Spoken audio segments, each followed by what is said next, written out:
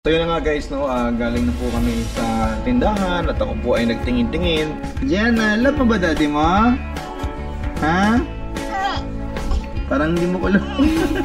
Andito po ako ngayon sa studio ng Barangay LS 97.1 Forever. Dear Papa Dudut, isang pagbati po sa inyo at sa mga listener ng Barangay Love Stories. Parang nasa good mood ka ngayon, sweetheart. Cute naman ni Gianna. Bait-bait. Hala, umiiyak na naman. Ako, stop vlog muna ako guys. Naiyak si baby. Anong acting ng action star? Ano nun to? Paano ang action star? Your beautiful smile, your beautiful life are waiting for you to shine bright. It's never too early or late to start to rise up and shine.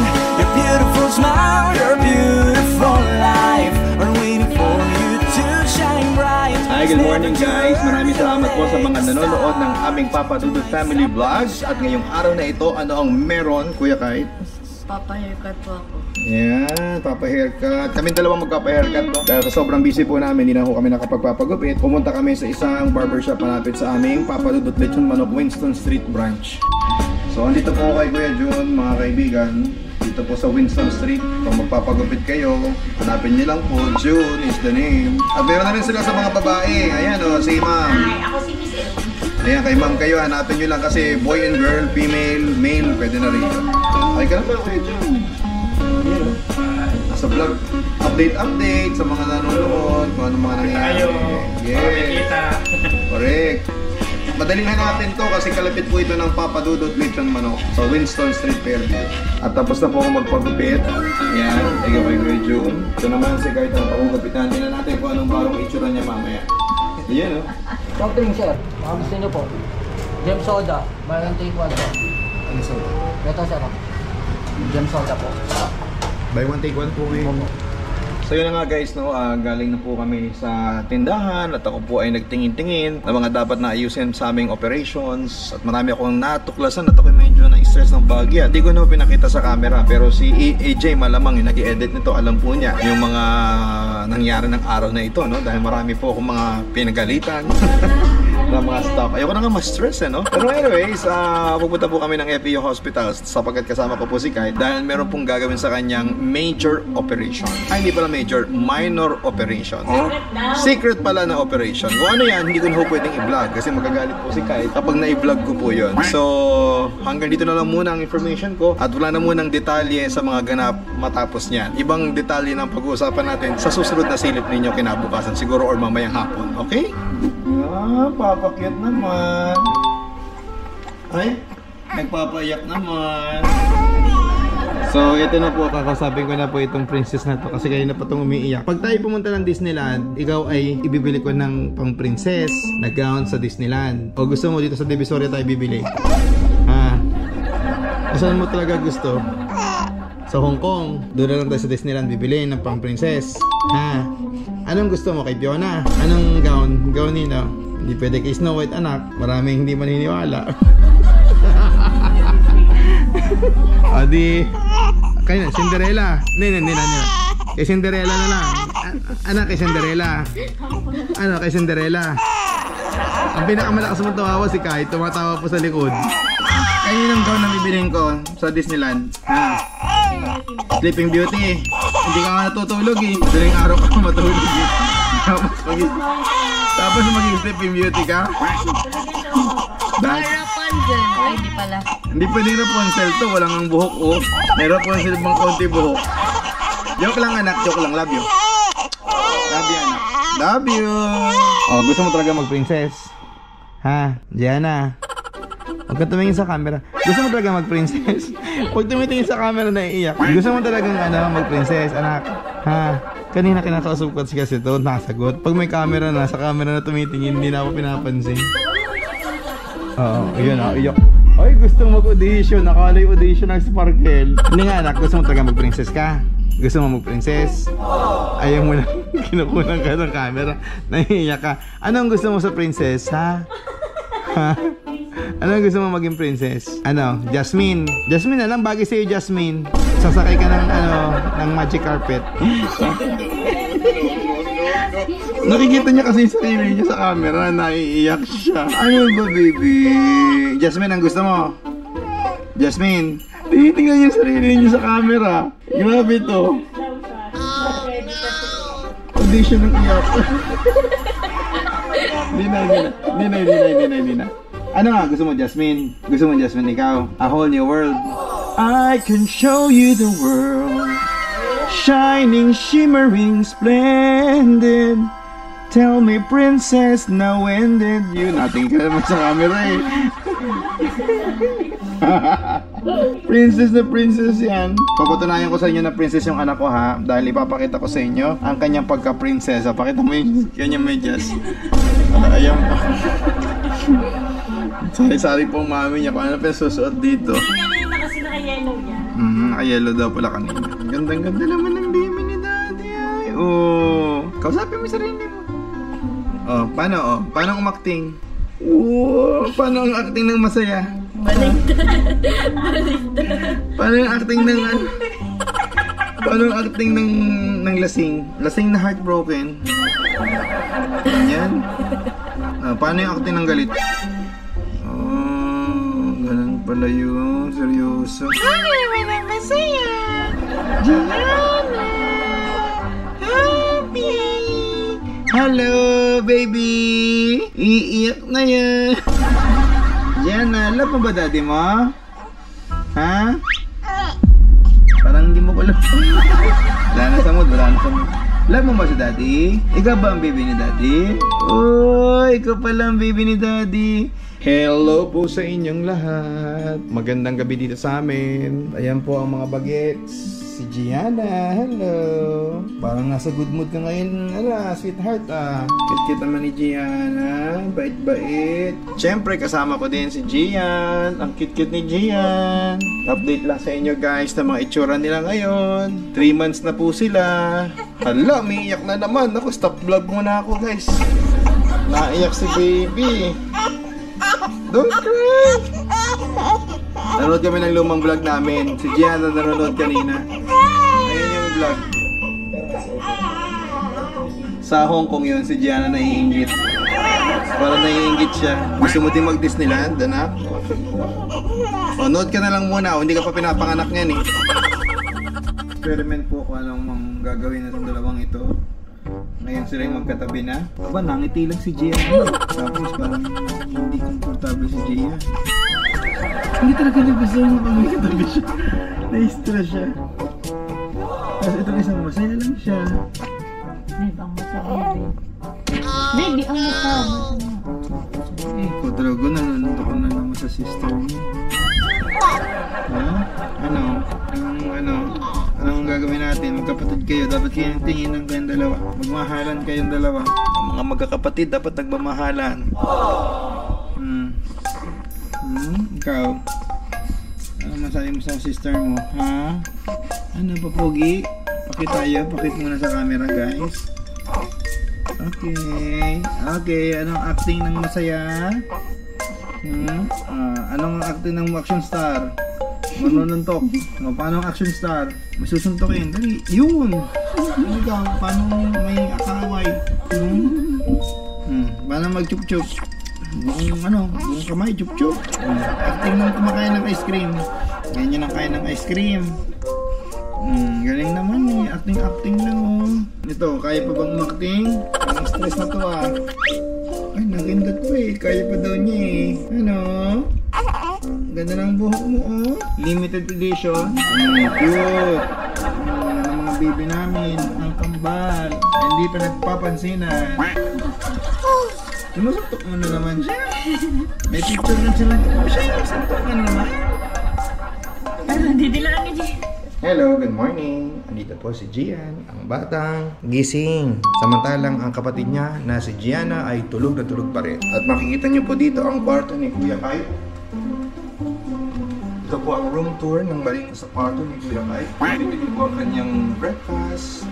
Merong tuyo, may champurado. Nasa siya si Kuya Kai. Gusto raw niyang makita si Kuya Kai niya. Gusto mo? Ba't ba kasi pangat ka? Bad trip ka? Hindi pa nakasubscribe.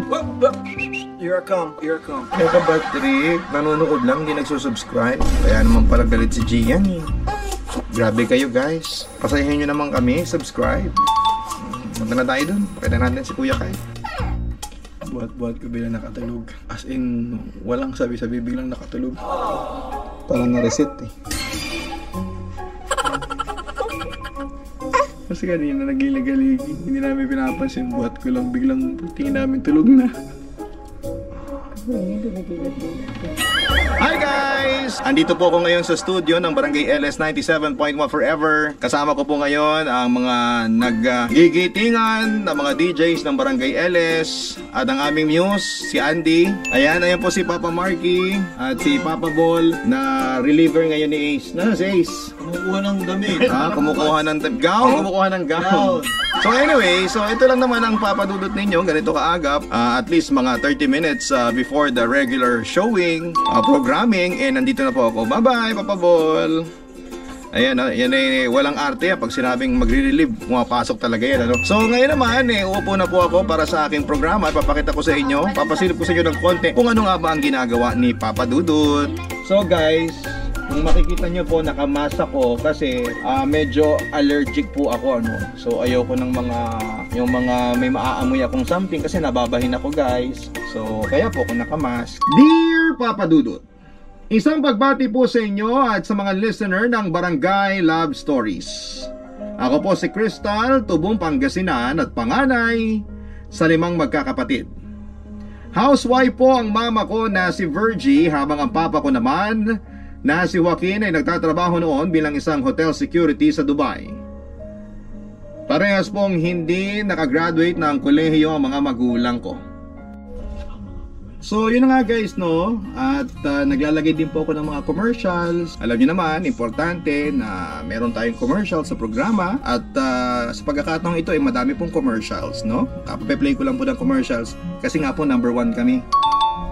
Hello guys, so andito na po ako ngayon sa Papa Dudut Lechon Manok Winston Street Branch dito po sa Fairview para mag-shoot naman ng gagawin naming first podcast ng Bingo Plus. So papakita ko sa inyo ang behind the scene, At hinihintay ko yung aking mga staff kung nandito na ba yung aking mga cameraman. Teka lang, parang wala pa. Hello sa inyo mga kapatok, kasama nyo pa rin si Papa Dudut. Kung kanina nasa Barangay LS 97.1 ako, ngayon naman, nasa Winston Street, Fairview ako ng Papa Dudut Lechon Manok. Hayaan nyo na ipakita ko sa inyo kung ano nga bang pinagkakabalahan ni Papa Dudut pagkatapos ng programa sa radyo. Once in a while, nagpupunta po tayo sa mga negosyo natin. At isa nga po sa mga negosyo natin, etong Papa Dudut Lechon Manok.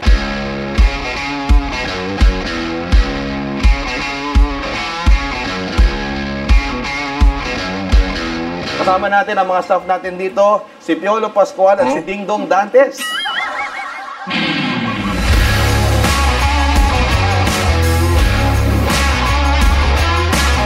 Meron kaming ilo-launch na bagong produkto, yung chicken feet chicharon.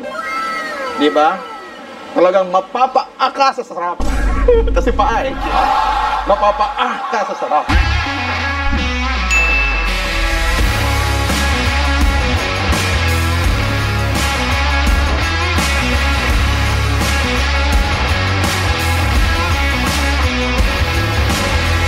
Ang menu namin, di na ho kami gumagamit ng mga Sintra board, ang ginagamit na po namin TV. Alam naman, medyo high-tech na ngayon, So dapat nag-a-adapt din tayo kung ano yung mga uso ngayon. Siyempre, ang mga menu TV monitor na yan. Tsaka pag wala nang binibenta, nanonood po sila ng arirang, o kaya ng wawaw. Yung mga bold, pinapanood itong mga to. Joke lang. Ang crispy pata po namin dito, hindi katulad ng ibang crispy pata, yung amin pong pinili yung malaman. Anong tawag doon, Ian, yung sa part ng pata natin? Boy, anong part ng pata ngayon? So yun na nga guys, naloobat kami kanina. Buti na lang, may backup kaming camera. So yun ang pinakita namin sa inyo. Andito na po kami ngayon sa bahay. Na kung saan, nandito po yung mga kukunan namin ng video. Yan, si Gianna at si Gian. Okay. So ito ay behind the scene. Pakita ko sa inyo. O, diba? Gulat kayo, mga kapatok. Si Papa Dudut pa rin to at nasa bahay na ako. So malapit lang kasi yung Winston branch namin dito sa bahay namin, dito po sa Forbes Park. Sana all. Forbes Park na. Anyway, joke lang yun. Tayo po'y simple lang. Malapit lang yung bahay namin dun sa branch. So, ngayon, ipapakita ko sa inyo yung aking mga kambal. Kakadede lang nitong batang ito. Ayan, oh. Ayan po si Gianna. Say hi, Gianna, sa camera. Hi po! O, di ba yung anak ko nagsasalita? Ang galing! Okay, dito ka na, Ate Gianna. Bubating muna ni Daddy. Ayan. Alam nyo kasi si Papa Dudut po talaga marunong magbuhat ng baby dahil nag-aalaga din po ako niyan. Si Gianna po ay 3 months. Yan, siya po ay girl. At meron po siyang fraternal twin na si Gian. Si Gian po nasa mood. Kung makikita po ninyo, nasa mood po siya. O, kita nyo naman ha. At kasama si Mami Jem. Anak, nasa mood ka ba? Yes, Dad. For you, I'm in the mood to face the camera. So, ayan po si Gian. So, para may background lang kayo, no, nung pinanganak po sila, unang kinuha sa tiyan ni mami niya, si Gianna. So, technically, parang siya ang ate. Pero pag ako tinatanong, ang lagi kong sinasabi, pareho silang ate at kuya. Si Gian naman, kinuha ng 3 minutes after 3 minutes. No? Kasi ako nakita ko na yung paa ni Gian eh. Nung kinukuha si Gian, nakita ko na yung paa ni Gian eh. So, technically speaking, talagang sabay po sila. Pareho silang ate at kuya. Diba? Kasi paano naman magiging ate yun kung 3 minutes lang ang pagitan, diba? Sabi ng iba, yun daw kasi ang panganay. Actually, sa birth certificate, siya ang eldest, lumalabas. Pero yan si Gian, bagong gising daw pala. Anak, nasa mood ka ba? Tingin ka sa camera din eh. Hi ka naman sa camera. Hello po. Ayan si Gian. Si Renz Gian. Ito naman si Rain Gianna. Napakabait ng mga batang ito. At bukas ay nasa Marriott Hotel sila dahil a-attend din sila ng GMA Gala. Si Daddy lang pala. Sasamahan lang si Daddy. So ngayon naman ay pupunta tayo sa studio ni Papa Dudut, yung aking home studio, na kung saan ay sinushoot po namin ang aking YouTube channel, ang Papa Dudut Stories. So pakita ko sa inyo yung mga ibang linyang ginagawa natin and behind the scene of of my YouTube channel, yung pong Papa Dudut Stories. Okay? Tayo sa taas. Yan. Let's go. Hello everyone! So sa nanonood ng vlog ni Papa Dudut sa Papa Dudut Family Vlog. So behind the scene po ito ng shoot namin for the podcast ng Bingo Plus at ng Papa Talk. So let's talk what's patok with Papa Talk. Abangan ninyo sa Spotify yan. Kasama ko dyan si Secret, kung sino. Pakita ko isang sikat na personality, gwapong-gwapo. Abangan nyo kung sino yan. Ready na?